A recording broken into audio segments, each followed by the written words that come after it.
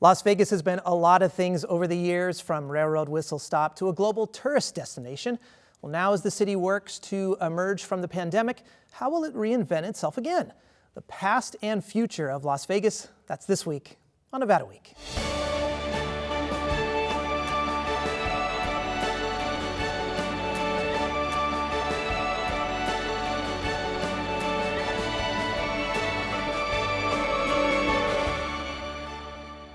Support for Nevada Week is provided by Senator William H. Hernstadt and additional supporting sponsors.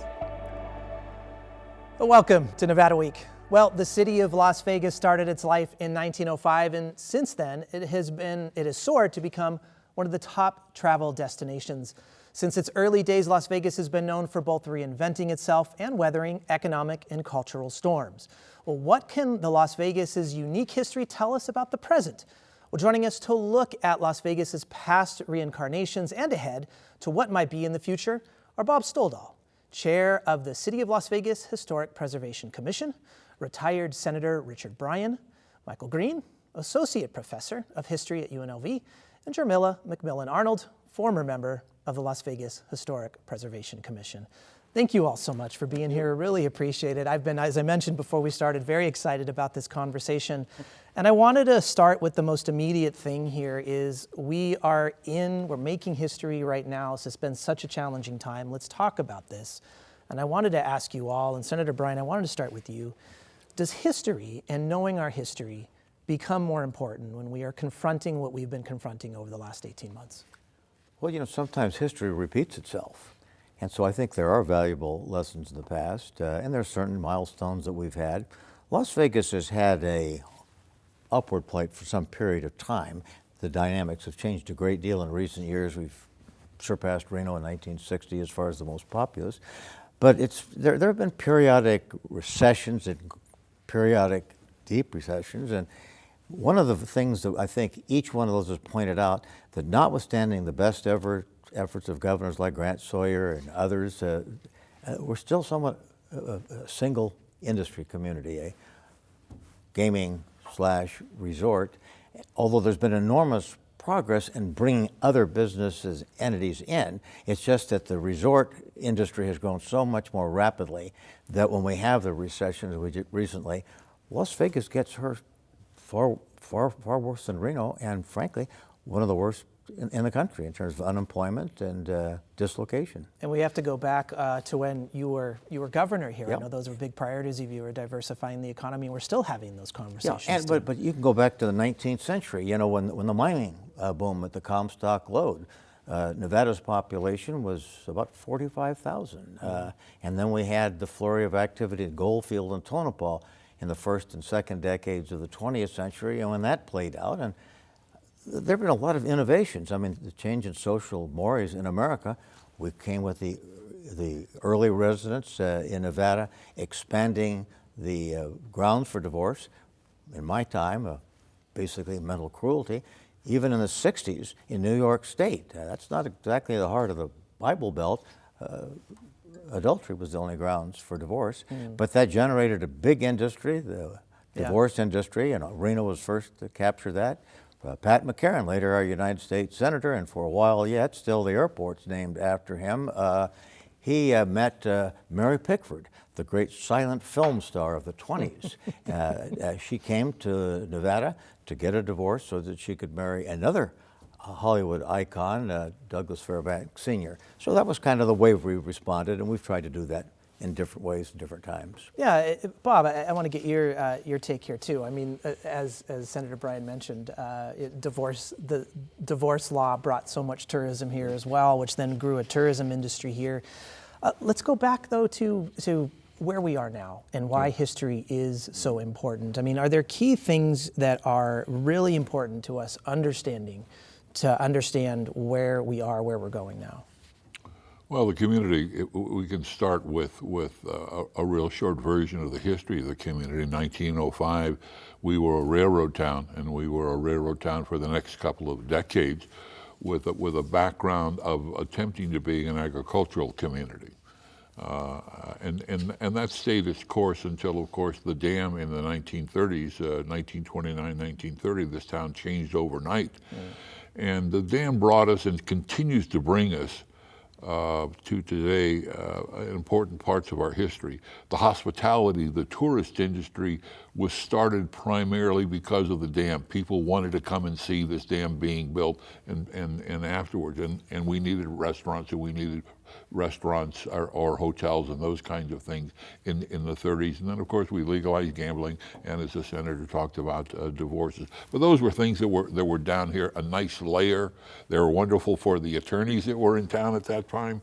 You moved to the 40s, and we became the defense industry with what Las Vegas Army Gunnery School became Dallas Air Force Base, and Basic Magnesium became the town of Henderson. All those things impacted the community. But again, it was a hospitality industry. And I think today we are changing. We have added industry to this town. And that industry is sports. It's the Raiders. It's the Golden Knights. It's all the AAA teams, and they're looking. We may get a baseball team. That's a separate industry. Yes, it slides in nicely with the hospitality industry, but it is, from whether it's in Henderson, where the Raiders are. It's a whole separate silo, a big silo of. And of course, you have the warehouse industry in town. North Las Vegas just announced this month some additional warehousing. Amazon is big here. So there are, but is there something that's going to be on the level of gambling and the hotel industry? Probably, but that needs to work itself out as well. You finally are hearing this month that the north end of the Las Vegas Strip is finally going to be. But I took an aerial look at the city this morning. What are the two vacant lots that are still on the Las Vegas Strip? The El Rancho Vegas and the Last Frontier, the two beginning, That started it started in 41, 42. Those are the two vacant spots on the Las Vegas Strip. Yeah. I don't know whether that's, we won't read anything into that. Yeah. But the future Las Vegas, the Strip is going to be, is going to settle down, I think, in the next 12 months. The ownerships will change. They'll finish the resort there. And then I don't think we're going to see any major building on the Las Vegas Strip for a long time. I think we're going to get settled in the ownership, clean all those places up, get the owners in, and then move forward. But let's talk about that. I mean, you're mentioning new opportunities, new challenges. Obviously, new ownership of casinos is a big part of that. Jamila, I wanted to go to you. Let's go all the way back to 1918. I mean, we dealt with our own pandemic then. We dealt with the Spanish flu. Of course, as we've already been talking about, Las Vegas is completely different than it was then, hopefully more resilient. What can we learn maybe from that era of the pandemic to better understand where we are now? Well, I think what we're doing now is that we need to understand that vaccinations and the creation of vaccinations are important. You had pandemic back then. You have to create vaccinations. Vaccinations have to be tested. They have been tested now, and for some reason, people seem to be afraid to become vaccinated. And I was speaking with Bob earlier, and to me, it's a choice of dying or being vaccinated. I'm not ready to die, okay? So I would prefer to be vaccinated so I have something to assist me through this pandemic, as maybe they didn't have back in the 1800s or 1900s. Yeah. And the other part of that is, why is it still so difficult for the communities, the black and the brown communities? I mean, we should have vaccination sites in there daily so that people can go. We should have doctors, even our own black doctors should be there to to help the people of the community to understand that this vaccination is safe. Now you had a vaccination for children, okay? It's been tested. Children should be vaccinated. That's another issue for schools. To me, children should be vaccinated, just like you require measles, you require chickenpox, you require polio, so you require the COVID vaccination for children, so that they can go back to school and enjoy their friends, they can be more progressive in their learning, and not be at home and go through some of the trials and tribulations that they go through for Absolutely, Jeremy, great point.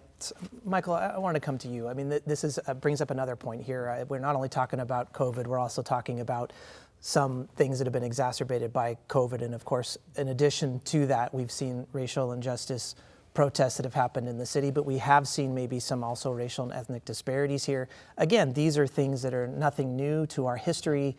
Can you connect our past to our present there a little bit? Well, it's interesting that when you had the Spanish flu pandemic, that was about the time there was the first attempt to start an NAACP chapter here. I don't think it's connected per se. It actually began before the pandemic.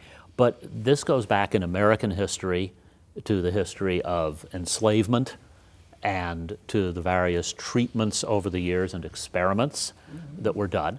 And so you have this history of racial injustice, and you say, well, all right, Las Vegas, it's such a new place. It isn't as if you hit the California line, you're in Nevada, and suddenly you think totally differently. And what makes this interesting is this area has historically kind of been a laboratory because you have so many people moving in from other places. We're often seen as a bellwether politically, socially, that sort of thing. And our problems in dealing with COVID, as an example, well, we shut down the Strip. Still, one of the most amazing moments to me was driving on a Friday night, going over the Strip, and it's totally dark. But someone says, well, why don't we open up? Who's going to come here? It's a reminder of our dependence on other places. It's a reminder of our dependence on history generally. We have had these problems over the years. How have we addressed them? When Senator Bryan was Governor Bryan and economic diversification was a major issue, that was also the time of a recession where, as I remember the story, the senator, as governor, had to change how we collect gaming revenue to meet the state payroll. That's right. That was innovative. Exactly. That was different for us. And we need to respond in ways that say, all right, we're going to try something different. It may not be that different because one of us will pop up and say, oh, you did that in 48 or whatever. But we think it's different today. Great, try it. Well, Senator, I mean, let's talk about that a little bit. Maybe what's maybe the secret sauce we need to maybe remember back in that day, these factors that, because we have all these different times, we've talked about them already, of how we've been able to reinvent ourselves. And what really is at the key of that? Is it one specific element or maybe a handful of things? You know, I think there's an element in Las Vegas that unique may not be the right term, but there is in this community, and has been as long as I can remember, and probably before that, there's a synergy. We have a lot of new people coming in, dynamic, capable, exciting, and we've got, you know, the founding fathers and mothers and people who have been part of the business community.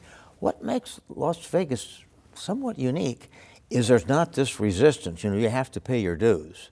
You know, maybe in 4 or 5 years we can put you on the board of the Chamber of Commerce. There's kind of this synergy welcome that if you've got talent, if you're, you know, you get plugged into the various political and business organizations, and that dynamic, I think, has really been extremely helpful because you have people come into this community with dynamic new ideas, experience, background, and they're embraced by the leadership structure, and you don't see that in a lot of other communities. And there's some differences between Las Vegas and Northern Nevada on that kind of an issue. The other thing, though, that brings, it's the energy of Las Vegas. But there's one other thing, and that's water. That's why they stopped the trains here in the first place. And with the building of the dam, and water is clearly, and I'm going to say something so obvious to everybody, water is our future. And it's cloudy. I don't know how many more people we can squeeze into the Las Vegas Valley. We're not going to see a lot of any more major strip hotels being built. There's enough for right now, other than fixing these. We talked about the north end. But it's going to get drier and it's going to get hotter. It's not going to go the other way. And are we really prepared for that future? Right now it's developing.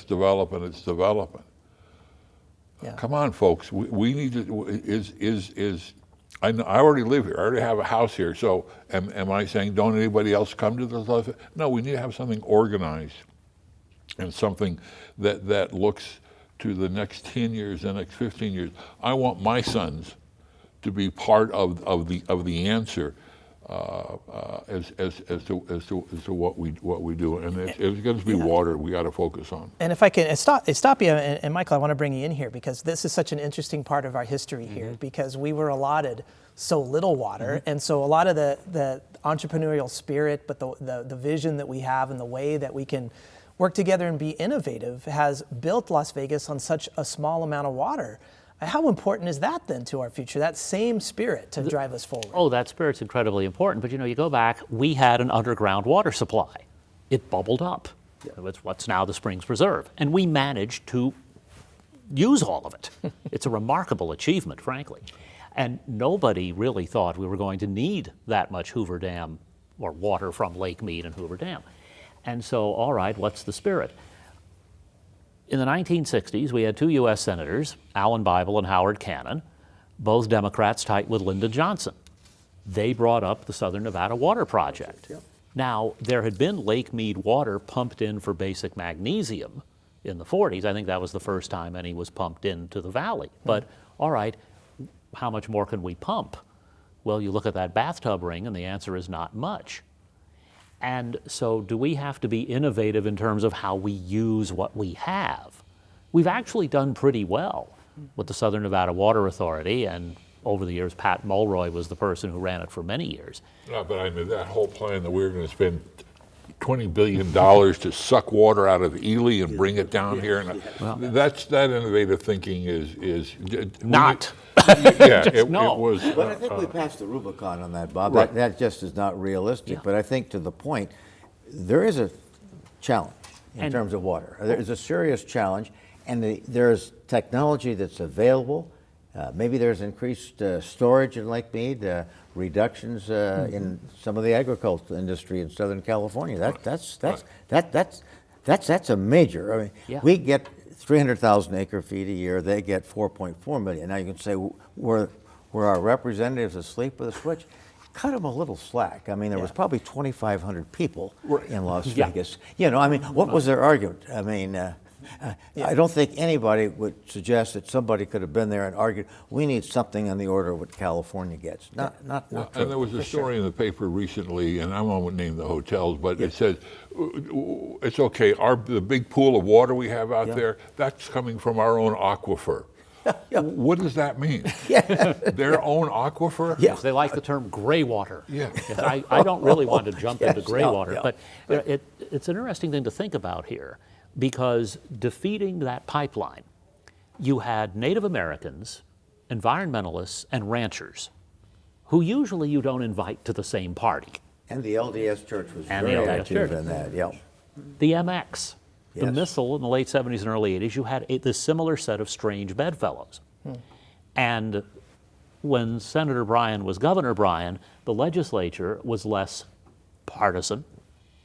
Yes. The Senate that you entered was less partisan than it became. Very much so. Very And much so. it's an interesting thing where you will have an infrastructure bill where we have members of Congress saying, isn't it great that they're going to fix the highway in my town? And the response is, why did you vote against it?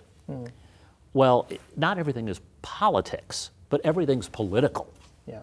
And there are ways to work together that do not involve the Democratic and Republican parties or any other. But it's more organization. difficult today. It certainly It's is. much more difficult, and it's reflected obviously in the Nevada legislature. When I first went there in '69, we didn't have an organized caucus, a caucus fundraiser, a caucus meetings to decide what our position. Today, the caucus is a major fundraiser, and frankly, members of the caucus, Democrat or Republican, if they're not supportive of the caucus, they're probably not in line to get as much financial help with their next campaign. I think that's unfortunate, and you're right. There was virtually no partisanship. The issues were philosophical. Abortion then is now, but that was a philosophical issue. Sectional, whether the medical school should go to Reno or should wait another few years and let it go to Las Vegas. Those were sectional. But by and large, I can't think of any issue other than those kinds of things that drove the differences. Today, Well, a friend of mine in the legislature told me he had lunch with a Republican. This goes back a couple of sessions, and God, when after lunch, first question: are you thinking about changing your party? What? Having lunch? Yeah. It's unfortunate. Well, one thing that we've already been talking about a little bit is just the federal relief that's coming to our state in recovery of COVID. Jamila, I wanted to talk to you about this. Obviously, this is very complex, even in deciding how to use federal funding to move our state in the right direction and to move our municipality in Las Vegas in the right direction. I wanted to get your perspective on our future here. Let's talk about post-pandemic. We're hopeful that this is ending now. We're moving into recovery here. Based on our past history, how good do you feel about our future? Actually, I think our future is probably pretty good, but as far as there's still issues regarding, I guess I could say segregation or racism. There's still those issues. They're probably not as blatant as they were in the 60s, but they're still here. There's also, you talk about money coming in to build and restore. There's also, which I still have not been able to understand, sits West Las Vegas. Now I'm talking about from Bonanza all the way down over to what is now Martin Luther King Boulevard, used to be Highland, over there. I'm talking about, that's West Las Vegas. All of a sudden everything has been just demolished, and now I'm looking at flat land and 2 or 3 churches. Well, the 2 churches basically that I know of would be historic, and that's Victory and Second Baptist. They've been there since I came here, and I was 9 when I came here, so they've been here for a while. But that money, as far as building roads and streets and et cetera, again, you're going to talk about dividing that money up. Who's going to divide that money up? Who's going to oversee that money? How much of that money is going to go to the Strip? How much of that money is going to go to West Las Vegas to help their streets or put in street lights or help build up that community, or for somebody, an architect or designer, to develop something to do with that land? That's probably the best land. That land sits the highest in this valley. Sits the highest. I mean, you can drive West Las Vegas and look over everything. It's a good piece of land. It has never been developed. It still won't be. So I guess that's what I'm, Yeah, and 100%, and obviously a big need to redevelop parts of the west side. I wish we had more time. Unfortunately, we don't. But listen, one of the most fascinating aspects of Southern Nevada history and that unique mix of opportunity and vision is nuclear testing and what was once called the Nevada Test Site. Well, the Nevada Week team checked out the Atomic Testing Museum, which works to preserve that part of our state's history. Las Vegas continually reinvents itself to attract visitors, sometimes in rather unique ways. In 1951, as the Cold War heated up, Las Vegas's tourism industry capitalized on nuclear testing taking place 65 miles out of town at the Nevada Test Site. Tourists came to see bombs explode. They would drive guests out into the desert so that they could watch the mushroom clouds as they grew from the site. It was all part of the glitz and glamour of Las Vegas. People would come here to gamble and watch the nuclear bombs, and it was a part of the culture of the 1950s that the gaming industry embraced. In time, health and safety concerns and public outcry led to the end of atomic tourism, but testing at the Nevada Test Site continued for decades. They ended up doing a total of 828 nuclear tests out there, 928 nuclear tests, 828 underground tests, and 100 atmospheric tests. Relics from those tests can be found at Las Vegas's National Atomic Testing Museum. Today, people get to see what happened out at the site. They get to understand why the United States was doing nuclear weapons testing, both in the Pacific and here. So people have an understanding of this piece of history that was integral to Southern Nevada's formation. The National Atomic Testing Museum offers collection-based exhibits, learning activities, and an intense simulation of an atmospheric nuclear test. People get to feel the rumbling of the ground. They feel the air rushing as though they're feeling the shock wave as it's coming past them. So people like that. Las Vegas visitor Thomas Wright came to town to see a concert and was then drawn to the National Atomic Testing Museum. I wasn't aware that the testing was so close to here. I always thought it was all in New Mexico. So when I saw the museum, I thought, well, that's interesting. It's interesting, for, people that like things a little bit out of the ordinary. Las Vegas's National Atomic Testing Museum is an out-of-the-ordinary place that shares an extraordinary history. And the museum has collected so many items that it hopes to expand into a larger Las Vegas location. For Nevada Week, I'm Heather Caputo. Well, thanks, Heather. I want to thank our guests, Bob Stodahl with the Las Vegas Historic Preservation Commission, former Senator Richard Bryan, Michael Green from UNLV, and a member of the Las Vegas Historic Preservation Commission, Sharmila McMillan Arnold. Thank you so much. And thank you, of course, as always, for joining us this week on Nevada Week.